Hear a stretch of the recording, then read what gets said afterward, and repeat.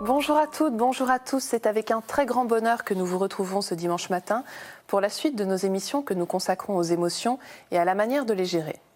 Nous avons pu voir la semaine dernière quelle était leur nature et comment les reconnaître. Nous allons tenter de comprendre aujourd'hui comment appréhender ce que l'on appelle le lâcher-prise, ainsi que les différentes méthodes à appliquer pour tenter d'y parvenir. Qu'entend-on alors plus précisément par cette expression ? Quel est son impact dans l'établissement du rapport à soi, mais aussi aux autres ? De quelle manière la méditation en pleine conscience, entre autres, peut-elle nous aider à y parvenir ? Nous retrouvons pour répondre à toutes ces questions nos deux invités. Christophe André, bonjour. Bonjour. Vous êtes médecin psychiatre à l'hôpital Sainte-Anne, à Paris, où vous vous occupez de patients avec lesquels vous pratiquez la méditation en pleine conscience, et vous êtes spécialiste de la psychologie des émotions. Jean-Marc Falcon-Bello, bonjour. Bonjour. Vous avez rencontré le bouddhisme au début des années 80. Vous êtes aujourd'hui le président du Centre d'études tibétaines de Montchardon et vous êtes par ailleurs journaliste à la radio suisse romande. Merci beaucoup à tous les deux d'être avec nous aujourd'hui. Donc nous allons évoquer tout d'abord dans cette émission le lâcher-prise qui est essentiel lorsque l'on évoque les émotions. Qu'est-ce que l'on entend par cette expression qui est quelquefois galvaudée, Jean-Marc Falcon-Bello ? C'est-à-dire, est-ce qu'il faut comprendre le lâcher-prise comme, voilà, surtout je ne m'implique pas, surtout je ne ressens pas, je me blinde? Je ne crois pas. Ce qui est intéressant, c'est que si on revient dans les textes, il y a une parole magnifique de Tilopa à Naropa où il lui dit « c'est pas la manifestation le problème, c'est la saisie ». Mais qu'est-ce qu'il veut dire quand il dit la saisie? La saisie, ça veut dire le fait de réifier. Réifier, c'est quoi? C'est dire c'est réel. C'est le moment où on confond la corde avec le serpent. C'est-à-dire le moment où l'émotion qu'on ressent, on va croire qu'elle a une existence absolue, réelle. On est complètement dans la colère devient solide, tangible. Alors si lâcher prise, ça veut dire dessaisir, c'est-à-dire mettre un petit peu de souplesse dans cette tension-là, à l'égard de l'émotion, c'est-à-dire comme s'il y avait une identification totale, alors là, oui, lâcher prise, c'est bien.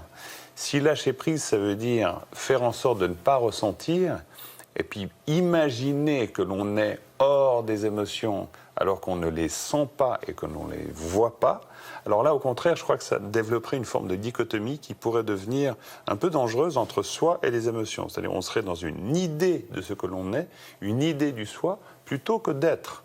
Donc là, ça mérite un réglage parfois plus fin. Christophe André, qu'est-ce qu'on entend par lâcher-prise en psychologie ?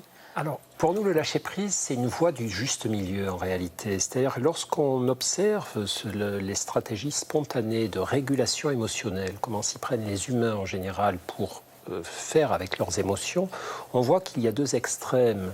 L'un qui est du côté de ce qu'on pourrait appeler l'aversion, surtout ne pas ressentir l'émotion, donc soit en l'empêchant, en essayant, parce qu'évidemment c'est beaucoup plus difficile que ça, essayant de ne pas ressentir, de dire mais non, tu n'as pas à être jaloux, tu n'as pas à être en colère, ne te laisse pas aller à la tristesse, donc j'essaie de la réfréner, ou alors en fuyant tout ce qui peut déclencher des émotions. Certaines personnes fragiles qui ont des trop grande réactivité émotionnelle, essaient ainsi de neutraliser leur existence pour ne pas se trouver exposés à ce qui leur fait peur, à ce qui les rend tristes, etc. Donc cette première voie, évidemment, est une voie très appauvrissante. On essaie de ne pas ressentir les émotions, mais du coup, on se prive de tout un tas de situations et d'informations intéressantes. L'autre voie spontanée qu'on retrouve chez beaucoup de personnes, c'est l'immersion, c'est l'accrochage à l'émotion sous forme d'un abandon total. Je me laisse aller à ma colère, je me laisse aller à mon orgueil, je me laisse aller à ma tristesse et je les prends pour la réalité, effectivement. Je les solidifie, je suis totalement identifié au message qu'elles me transmettent. Et lorsqu'on demande aux personnes de lâcher prise, ce n'est bien sûr pas lâcher prise du côté de l'hypercontrôle, de ne pas ressentir pour basculer du côté de l'abandon, c'est trouver un juste milieu qui soit dans l'acceptation de l'émotion. Oui, je commence à ressentir la morsure de l'envie, de la colère, de la tristesse, mais qui soit dans une attitude active. Que m'arrive-t-il? Qu'est-ce qui a déclenché ça? Qu'est-ce que c'est en train de produire en moi? Et une fois de plus, il y a une question très importante, vers quoi ça me pousse et est-ce que c'est vers là que je souhaite aller? Donc dans cette notion de lâcher prise, il y a beaucoup plus qu'on l'imagine, la notion aussi d'intelligence, d'apprentissage, d'humilité par rapport à la force de l'émotion, mais aussi de lucidité par rapport à ce qu'elle me dit et ce vers quoi elle me pousse. Et alors, quelle est la valeur accordée aux émotions dans le bouddhisme, Jean-Marc Falcon-Bello? Qu'elle soit positive ou négative. Hein. Bien sûr. Alors, il peut y avoir une valeur négative si, encore une fois, et puis là, on peut peut-être introduire une notion qui est quand même intéressante, c'est l'idée d'obscurcissement, c'est l'idée de voile, c'est l'idée de conditionnement même, voire de tendance inconsciente. Alors là, elles peuvent avoir une valeur franchement négative. Je vais sortir un petit terme technique tibétain, mais il est intéressant, c'est Nyun Mong. Nyun, ça veut dire folie, Mong, ça veut dire opaque, le brouillard. Donc là, on parle des afflictions mentales. Et en général, justement, on fait un peu la confusion. On croit que toutes les émotions sont confusion dans le sens affliction mentale et que donc, par rapport à la notion de lâcher prise, il faudrait absolument s'en débarrasser. C'est une mauvaise chose. Là, non. Mais si nous sommes, on parlait de réification, le fait de saisir complètement, d'être dedans, là, c'est une valeur négative, clairement. Mais en même temps, là, je vous écoutais, Christophe André, il m'est revenu une instruction très simple. C'est Mathieu Clapton, une femme, qui parle de « dimle ». C'est très joli, ça veut dire à la fois savoir être tendu, à la fois savoir être détendu. Et qu'est-ce qu'elle dit? Elle dit à l'intérieur de la pratique méditative, détendu. Détendu, pas, on ne fait pas une relaxation, mais détendu dans le sens laisser de l'espace, du champ, sans cette idée justement de valeur qu'on va donner à l'émotion. Juste observer, présence à ce qui est en train de se produire, donc détente. Mais tension, qu'est-ce qu'elle veut dire par là? Ça veut dire que dans la vie courante, effectivement, suis-je en train de me laisser entraîner? Et là, j'ai besoin d'une certaine tension. Ça ne veut pas dire je suis tendu. Non, donc en fait, c'est plus une question de discernement et de conscience. C'est ça. Complètement. Voilà. C'est toujours une question de conscience. Ouais. C'est en cela où l'émotion n'a pas une valeur en soi, absolue. Mais concrètement, Christophe André, comment est-ce que l'on peut lâcher prise? Dans la psychologie des émotions, dans la régulation des émotions, il y a plusieurs choses fondamentales. La première, c'est de comprendre d'où nous viennent ces émotions. On a coutume de dire en psychologie que les émotions sont liées à la satisfaction de nos besoins.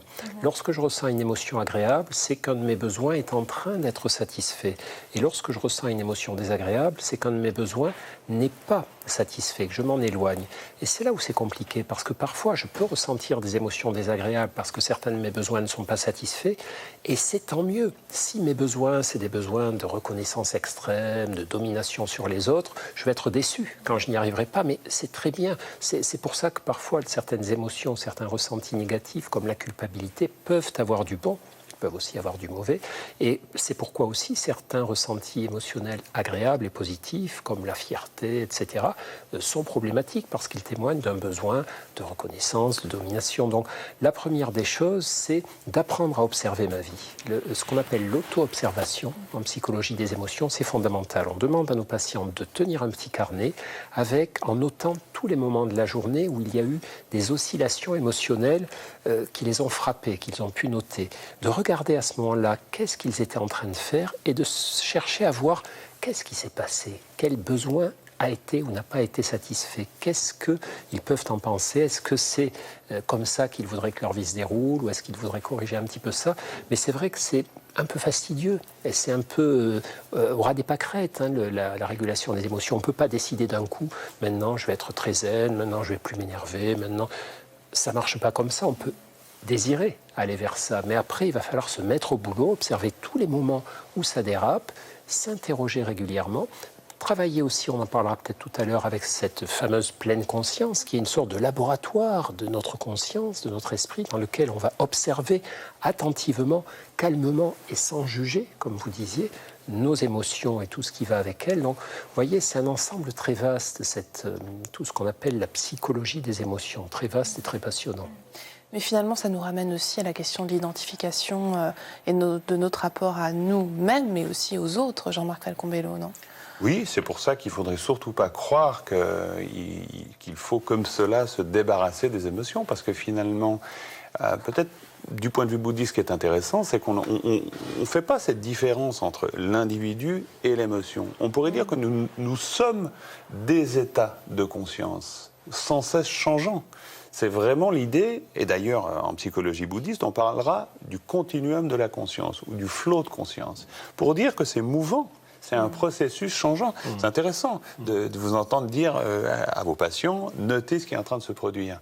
Finalement, on est en plein dans ce qu'on appelle en tibétain tenshie, c'est-à-dire qualité d'attention, c'est-à-dire savoir à la fois être conscient et se souvenir, c'est-à-dire être présent, forcément. Mais là, quand même, il n'y a vraiment pas l'idée que je suis un individu qui a des émotions. Non, je suis en fait indifférencié de ces états, et tous ces états, je les observe, je vais regarder ce qui est en train de se produire. Et c'est mouvant. Donc l'identification même, elle est mouvante. Je ne suis pas un être colérique. Je suis bien plus subtil que cela, en fait. Disons, c'est là aussi où la pratique bouddhiste, mais j'imagine que la pleine conscience de la même manière est intéressante, c'est-à-dire qu'elle va relativiser cette identité-là. Alors justement, j'aimerais qu'on en dise un mot, parce que l'émission s'achève malheureusement très bientôt. Qu'en est-il de la méditation en pleine conscience, Christophe André ? Alors, beaucoup de choses à dire, mais en ce qui concerne notre sujet, en ce qui concerne l'intelligence, la compréhension et la régulation de nos émotions, elle est un outil, j'allais dire, quasi indispensable. On se demande comment on a fait auparavant pour s'en passer, parce qu'on l'utilise beaucoup aujourd'hui, dans la mesure où justement elle est cet espace psychologique que je vais ouvrir régulièrement dans ma journée, le plus souvent possible, qui est un espace où je vais pouvoir observer la manière dont fonctionne mon esprit, la manière dont naissent, vivent et meurent mes émotions. Et peu à peu, je vais développer une intelligence émotionnelle accrue. Dans notre service, on a publié récemment une étude, une recherche scientifique montrant que les patients à qui on apprenait tout simplement la pleine conscience, sans mêler cet apprentissage de quelque enseignement sur les émotions que ce soit, à la sortie de l'entraînement à la pleine conscience, au bout de 3 mois et quelques semaines et quelques mois ensuite, ça persiste, ont eu un bénéfice très net sur la régulation des émotions. Autrement dit, même si on ne parle pas directement des émotions, on apprend juste à poser son esprit dans l'instant, à observer ce qui vient, on a des bénéfices très très nets, mesurables sur nos échelles qui sont très sensibles, en matière d'équilibre émotionnel. Donc c'est vraiment un outil qui est très passionnant, dont on commence à peine à mesurer la puissance et à évaluer la portée.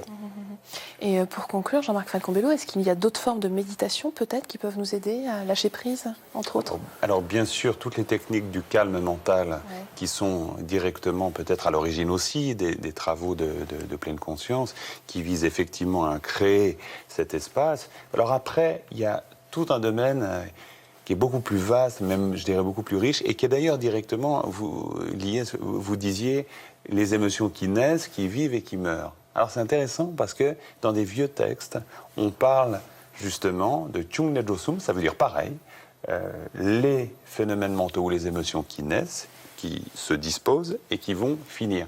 Et la grande question, qui est une question mystique cette fois-là, et donc on va au-delà de l'idée de gestion, c'est de dire finalement, elles ne naissent en aucun lieu, elles ne demeurent en aucun lieu, et elles ne finissent en aucun lieu. Et donc là, ça introduit quelque chose qui est, waouh, un petit peu spécial, mais en même temps qui va toucher cette fois-ci la nature de la conscience. Pas seulement ce qui s'élève dans le champ de la conscience, mais la nature même de cela qui s'élève. Et là, ça nous fait rentrer forcément dans des méditations très profondes, où il n'est pas question du tout de gérer, mais il est question de découvrir. Alors, malheureusement, nous allons devoir nous arrêter à ce stade. Je vous remercie infiniment d'avoir été avec nous tous les deux. Merci. Avant de nous quitter, si vous le souhaitez aller plus loin, voici quelques livres. Tout d'abord de notre invité Christophe André, Psychologie de la peur, crainte, angoisse et phobie, publié chez Odile Jacob. Un livre qui nous aide à mieux comprendre les mécanismes de nos peurs, mais également le fonctionnement de notre cerveau émotionnel afin de les guérir de manière durable. De Robert Thurman, La révolution intérieure, la recherche du véritable bonheur, préfacé par sa sainteté le Dalai Lama, et publié chez Guy Trédaniel. Et enfin, Manuel de lâcher prise, de Paul-Henri Pion, publié chez Erol. C'est la fin de notre émission. Vous pouvez la revoir pendant toute une semaine sur le site internet de France 2 en consultant plus.fr, rubrique France 2. Merci à tous de nous avoir suivis tout au long de ces 2 émissions. Je vous souhaite un très, très beau dimanche.